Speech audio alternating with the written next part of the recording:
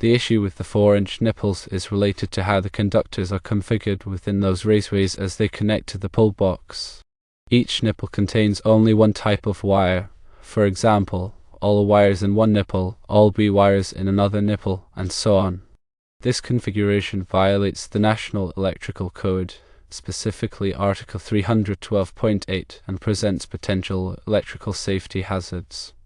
Article 312.8 of the NEC mandates that all conductors of the same circuit must be grouped together within the same raceway, cable, or enclosure. The described configuration, where conductors of the same circuit are not grouped together, can lead to several problems. Firstly, overheating can occur. If the current flowing through the wires is excessively high, the lack of proper grouping can exacerbate heat buildup, potentially leading to insulation damage or even fires. Secondly, short circuits are a concern. Loose connections or compromised insulation can create short circuits between different phases or between phases and neutral conductors. This can result in dangerous sparks and equipment damage. Thirdly, faulty operation of the system is possible. Incorrect wiring can interfere with the proper functioning of the transfer switch, potentially leading to outages or equipment malfunctions. To resolve the problem with the 4-inch nipples, the wiring must be reconfigured to ensure that conductors of the same circuit are grouped together. All the wires from the 4 nipple should be connected to the same terminal within the pull box. Similarly, all B wires from the 4 nipples should be connected to a common terminal. The same applies to the C wires and the neutral conductors, ensuring that each group of wires is connected to its respective terminal. The 6-inch nipples connected to the automatic transfer switch side are not a problem in this case because each nipple already contains a complete set of circuit conductors. To expand on Article 312.8, it is titled Splices, Taps, and Terminations. The section focuses on the rules regarding how conductors are spliced, tapped, or terminated within enclosures such as pull boxes, junction boxes, and device boxes. The general requirements of 312.8 states that splices, taps, and termination shall be permitted within a cabinet, cutout box, or equipment enclosure. They must be accessible after installation, and they cannot fill the wiring space to more than 75% of the cross-sectional area of the space. The splices, taps, and terminations must be made in a way that does not damage the conductors or insulation. Section 312.8b covers the installation of devices within enclosures, stating that devices must be securely fastened to the enclosure, and the wiring space within the enclosure must be sufficient for the devices and conductors. The specific requirement relevant to this problem, conductors of the same circuit, is addressed implicitly in the general requirement for proper wiring and conductor grouping. While 312.8 does not explicitly state that conductors of the same circuit must be grouped together, this requirement is implied in the overall context of safe and effective wiring practices. The purpose of this rule is to ensure that all conductors of the same circuit are installed in a way that minimizes the risk of electrical hazards, such as overheating, short circuits, and ground faults.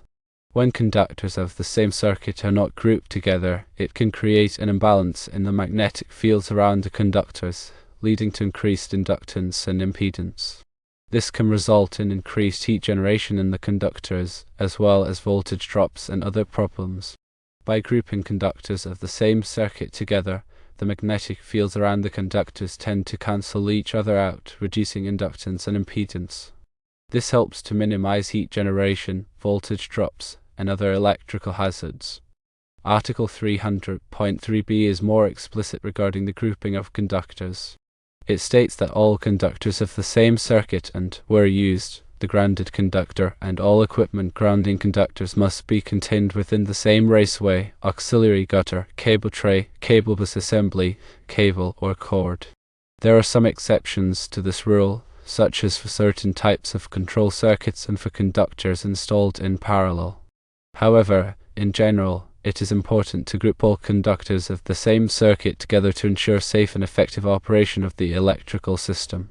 In the described situation, with 4 4-inch nipples connecting the pull box to the current transformer cabinet, and each nipple containing only one phase of the neutral conductor, this violates 300.3b.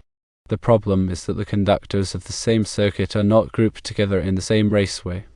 This can lead to the problems described earlier, such as overheating, short circuits, and ground faults.